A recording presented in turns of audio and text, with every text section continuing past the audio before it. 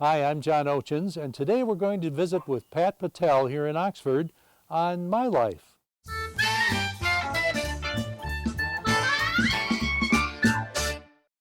We have the pleasure of being with Pat Pitel in her home here in Oxford.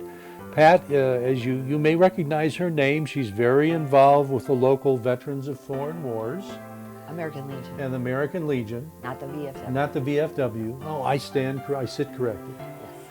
But she's also very involved with some of the projects, helping our troops overseas and whatnot. And so we'd like to start out by talking a little bit about those things with Pat. Pat, tell me, what was one of the latest projects that you were working on with the American Foreign Legion? Well, I'm a member of the Ladies Auxiliary at Right. Post 108 in Oxford. And we do a packing party once a year. We kind of cut it back. We used to do 2 a year, but the postage is just, it went from $8.95 a box to $15 a box. So right there we have a problem. And we always send off at least a minimum of 100 is always our goal, or 150.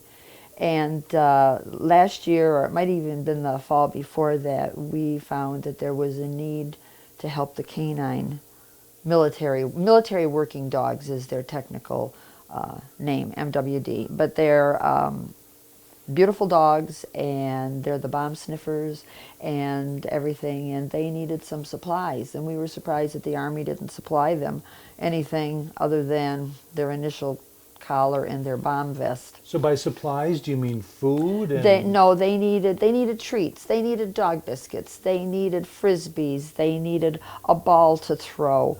They all needed new collars, the big heavy duty. And I was told that they had to be for 50 pounds and up. The heavy duty choke chains, if you've ever had a dog, you know how big the choke chains can be, the big ones. They needed those, and they needed real sturdy, the real thick strap leashes for walking them about how the did you post. discover that they needed all this stuff? The contact person was Dave Zanin, who's one of our local veterans from Afghanistan, and he was my neighbor, and he put me in contact with the kennel master at Bagram Air Base. And So he was over there fairly recently. He was He over knew there. about Yes, this he was firsthand. stationed there, and he was just off the air base. Was his base, but he knew of them, and so he said, "I'll get you their email." And it's so cool that you can email them right over in Afghanistan, as compared to other wars. So You I don't have did. to buy as many stamps. do you? Right, and so I sent an email, and I said, "Give me a wish list." And boy, she gave me a wish list. They needed the disposable little dog dishes. I never even heard of them. I've had dogs my whole life. Didn't know they had such a thing. Little disposable dog bowls so they could use their canteen water when they're out in the field and give their dog a drink instead of using their hat or their helmet. Like I said, the treats and big chewies and tough toys, the kind of toys they can't rip up, because these are big 90, 100-pound dogs. Most of them are German Shepherds. So I thought, wow. And she wanted dog beds.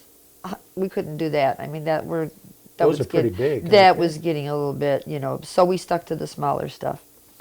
And through asking up at the Petco store, I'll give Petco a plug because they were great. Petco over at Great Lakes Crossing? Yeah, near Great Lakes Okay. Crossing. That manager got in touch with his vendors, and we had about $2,000 worth of all the dog supplies I had on the list. All the disposable dishes. Dog shampoo, they needed dog shampoo. He got me the biggest bottles you've ever seen I had to print big instructions on them that you only used a capful because of their lack of water supply there. They'd never get the suds out of the dogs. Isn't that amazing? You wouldn't think So, about that, oh would you? yeah, all kinds of stuff, flea things and dry shampoos so that they could, clean them up.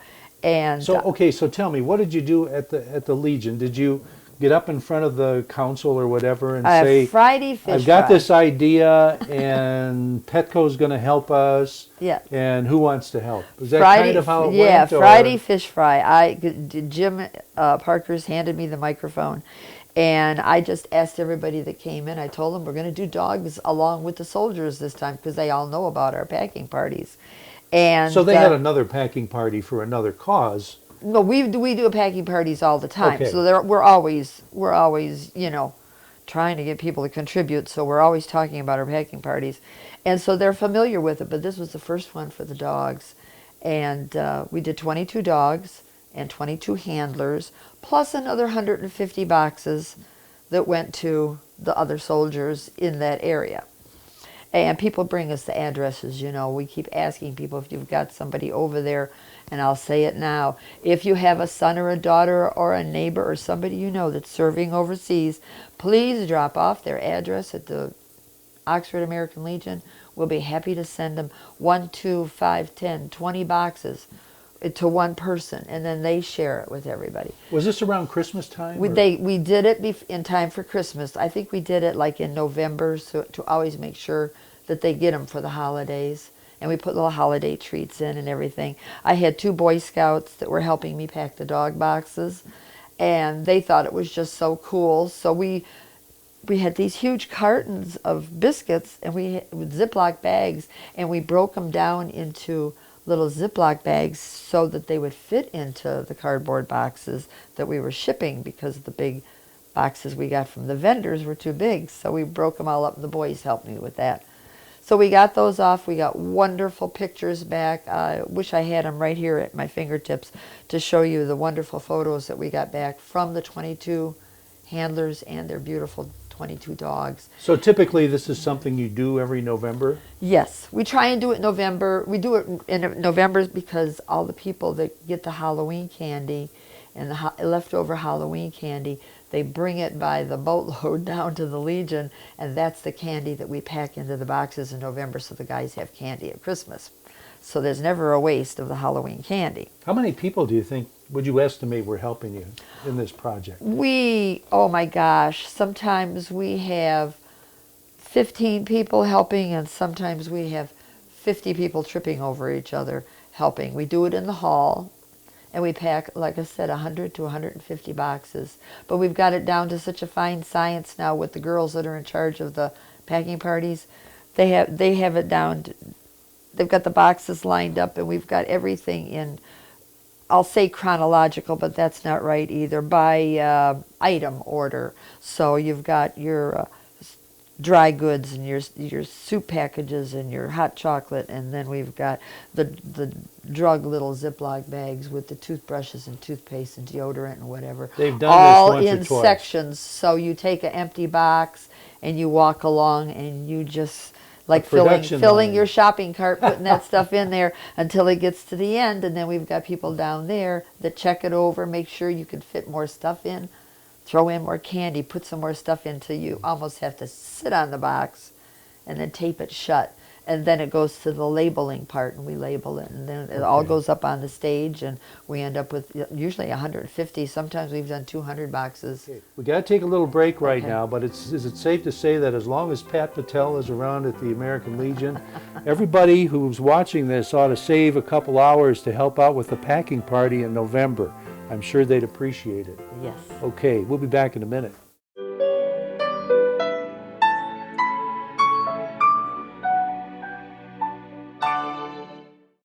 Okay, now let's focus on someone we really haven't focused on so far, and that's Pat Pitel. Okay. All right? Pat, tell us, where are you from originally? I know you've lived around Oxford for a long time, but where were you born? I was born in Delray, the Delray Hospital. And if you've never been to Detroit, in the old days, you probably don't know where Delray is, but it's near the Ambassador Bridge. Right. My first home was on Herkimer Street, and I do believe Herkimer is named after some famous World War I or World War II general. Is that Mexican town now, or was it I then? think it is now. Okay. Then it was mostly Polish, Hungarians, and mostly that. Mm-hmm. And from Herkimer, we moved to Homer, which was just a little ways away. Okay, now Still, tell me, what did your parents do?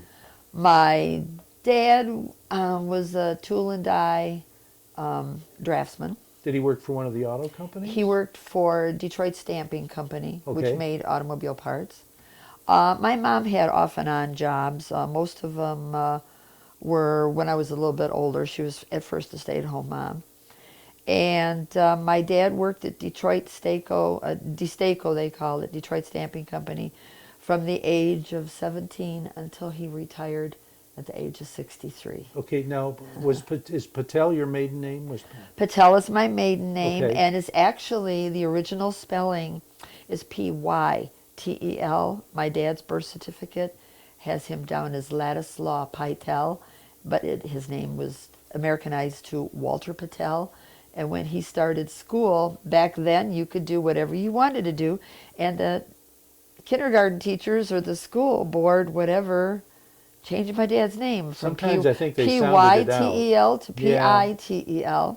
So Now, it's PI now. did your mom and dad come from Europe originally? No, they were. My dad was born in Jersey City, New Jersey, and my mother was born in New York City, New York. Really? And who were they? The first generation born here? Yes, they were, and it's really strange because my grandparents, all four grandparents, are from the same area.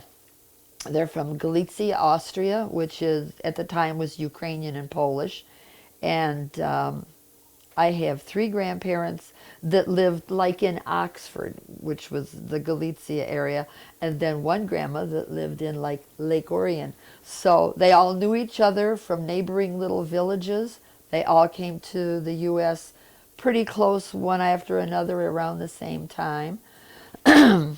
That one ended up, like my dad's family ended up in New Jersey for a while, my mom's family in New York, but they all came to Detroit, migrated to Detroit with, And what caused with the auto industry work, Job. I'm sure.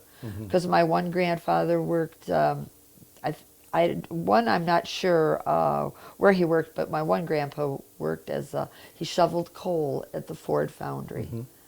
So that's not too far from that Delray and that section of Detroit, and so it was closer to the auto companies. Did you all live close together when you were living in My Detroit? one grandpa ended up getting a farm, and all the grandparents lived at the farm. Where was that?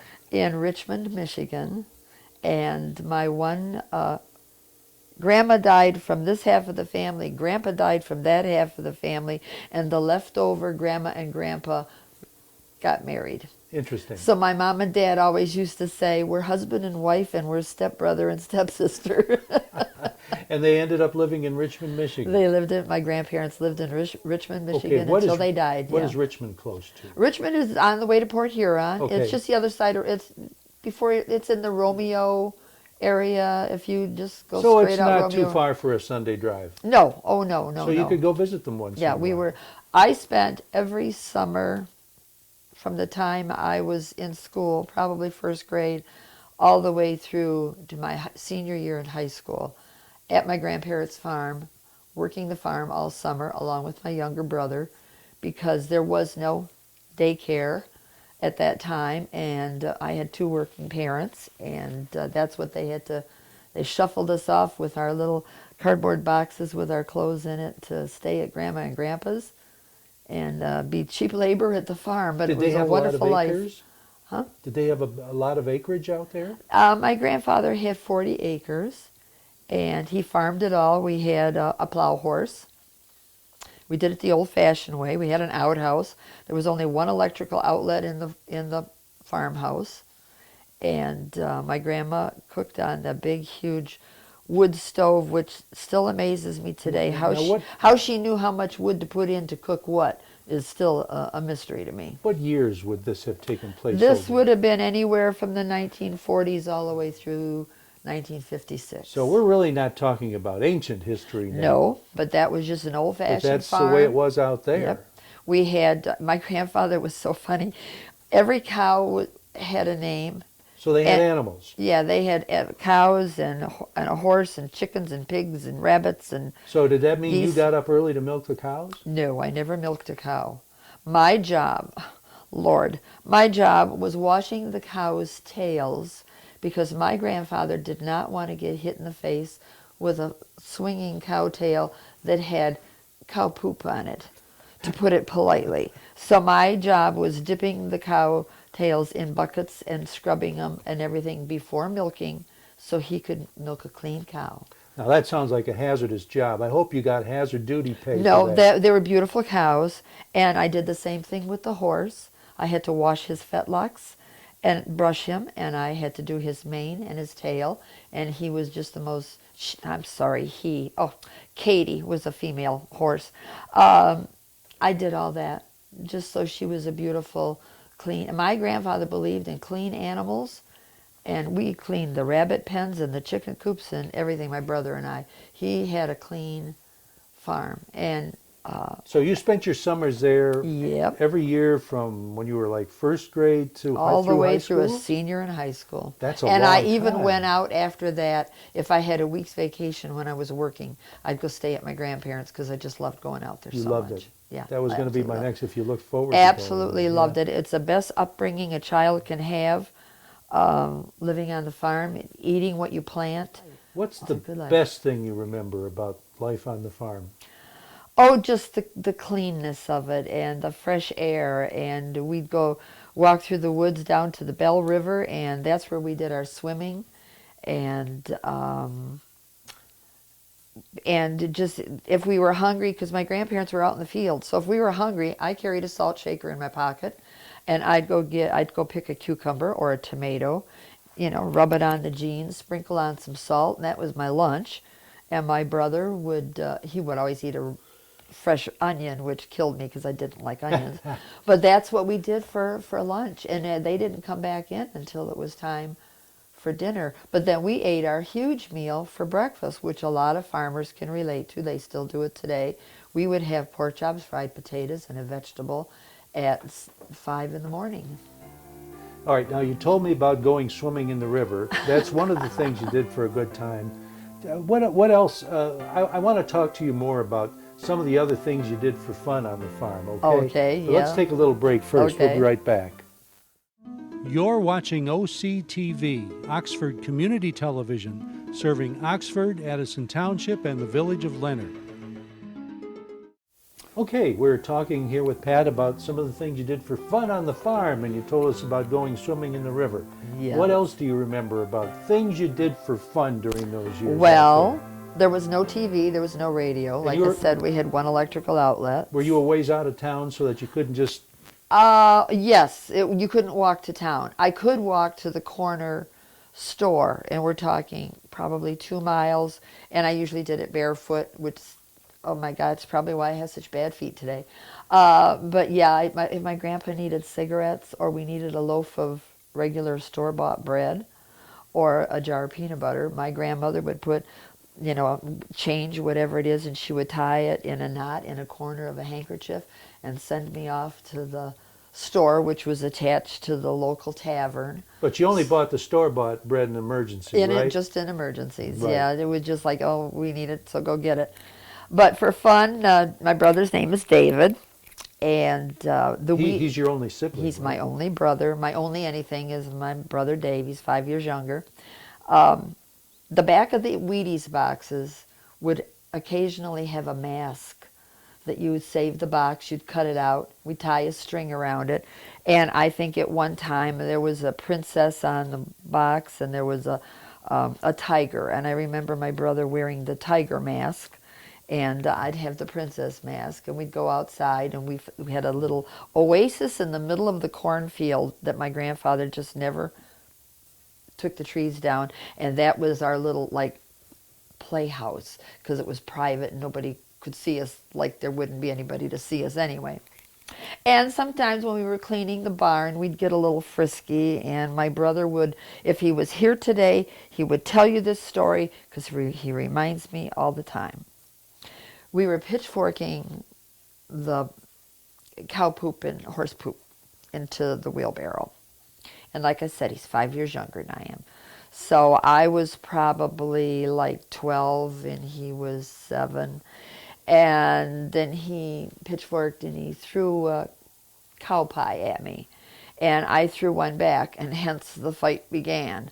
Well, when he got dirty and he quit and he was running towards me, I didn't know it just as I let loose with the pitchfork.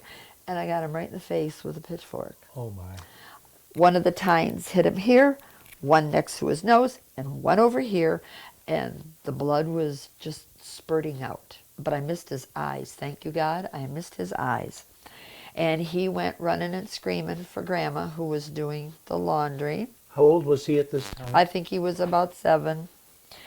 And I hid underneath the iron bed as far back in the corner as I could fit my body because I knew my grandmother was going to whip me to no end for doing that.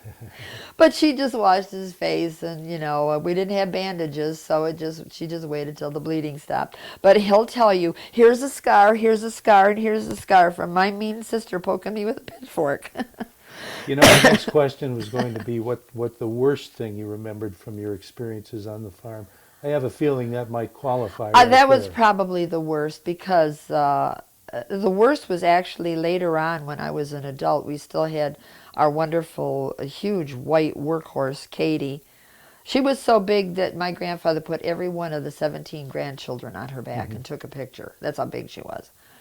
And she had free roam, and she was down by the river, and she didn't come home that night back to the barn, and my grandfather had to go looking for her the next day. And he found her laying with her head in the river and her body outside the river, and she was full of 20 or 30 .22 rounds in her body, where some wayward kids used her for target practice. And that broke his heart. He'd had that horse forever. And that's probably the worst memory. I mean, everything was Yeah. good. The Okay. farm was good. Poor, but we didn't know we were poor. And we loved it. Let's talk about upbringing. Oh, boy. We've got parents now and grandparents. Yes. What can you say about that? Well, my grandparents, when we were in town, and I had one grandma that lived with us, she didn't speak any English, so I learned a lot of Ukrainian, and that's how she knew some, even though she came here when she was 16 years old. She was one of those, we called her Babu, which meant grandma. She never spoke, she just wanted to stay with the old ways. Now, my grandpa read and read in 5 different languages, all self-taught. He was very, very bright. This is your grandfather, the farmer? Yes, but this is the grandma that ended up at the farm eventually, married to that grandpa. It's kind of confusing. I'd have to show you on paper. So she was like my babysitter, but she ended up at the farm. And my mom and dad were both working people, and I had responsibilities of a younger brother because my mother just said, as soon as he got out of school and I was out of school, I was in charge of him, and I'd have to get like the potatoes peeled and ready for when she came home from work, so she would have dinner partially started. So you had your job laid out, Yes. and you knew exactly what you had to do. Yeah, I babysat my brother. He didn't like it, but I did it. And he was 5 years younger, so, but he grew, and he grew to be a very large man. And when he was 15 and I was 20, everybody thought he was the same age or my older brother because he was about 6'2" and weighed 240 pounds, a big strapping boy. And they didn't believe he was only 15 years old. So they'd always say, oh, come on, bring your brother along with us. And I'd be like, no, he's just a kid. He's got to stay home. Now, you two are still close, right? Yes. Where does he live in our area here? He lives in Hudson, Michigan, which is Hillsdale County. Okay. Well, he's still in Michigan anyway. Yeah, he's about 2.5, maybe 3 hours south of me. Do you get to see him very often? No, I haven't seen him now for 3 years. I miss him dearly. Oh. I have a hard time driving and visually and with the arthritis. So we are planning a trip to go down and see him sometime this summer. Oh, that's And great. spend a weekend with him, one of my daughters and I. Okay. But we stay in touch by phone. Good.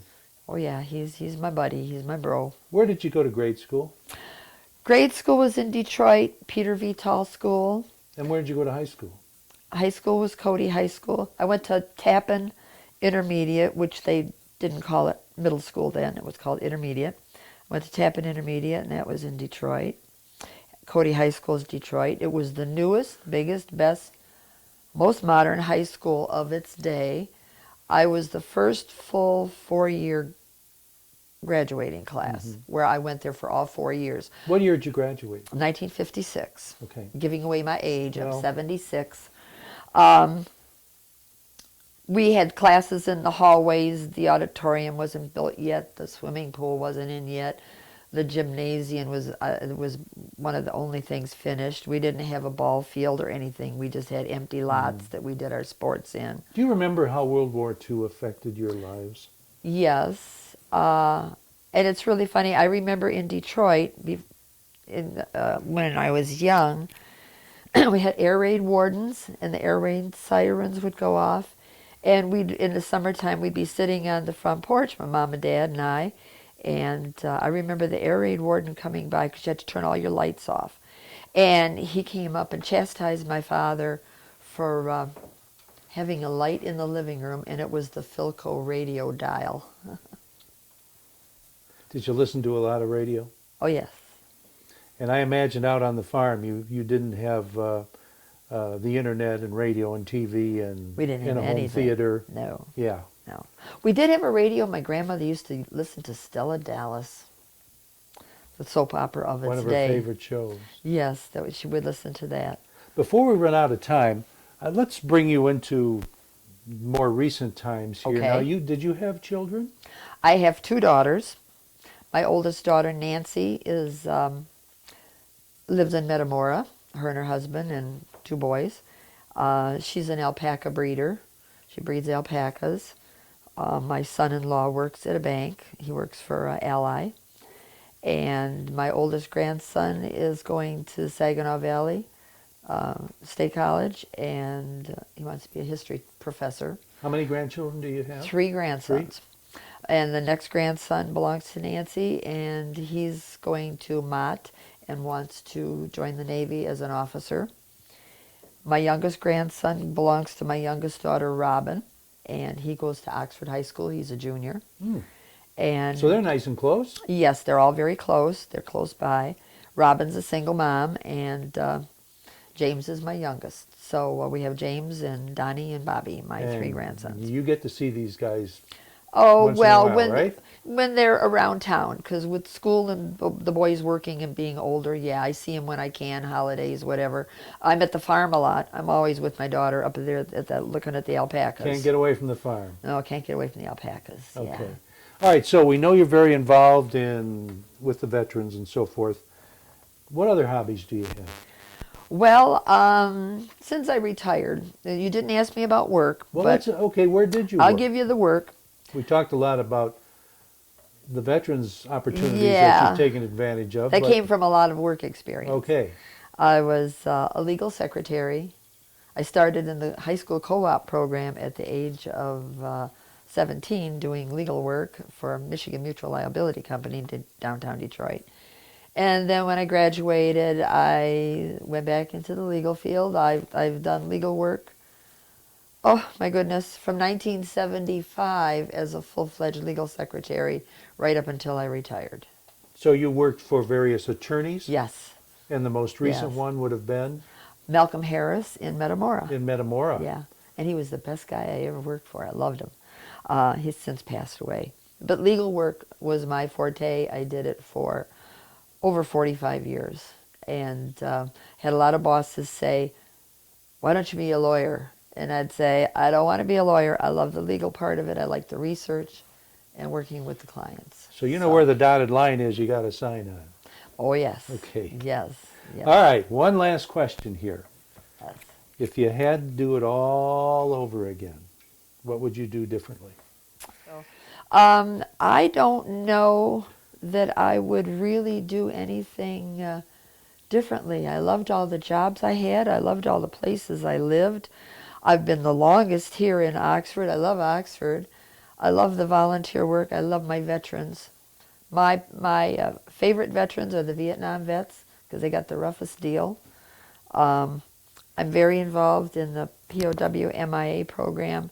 I'm the chairperson of the memorial that's there in the post. I have the honor of doing that as a woman and as a non-veteran. I take care of the maintenance of that table, and that's one of my pet projects. But I don't really know that I would do anything differently. I had a very good life. Pat, thanks really for did. being on our show. We really appreciate you being on the show. And I appreciate you asking And me. thank you for your service. You're welcome very much. Thank you for joining us.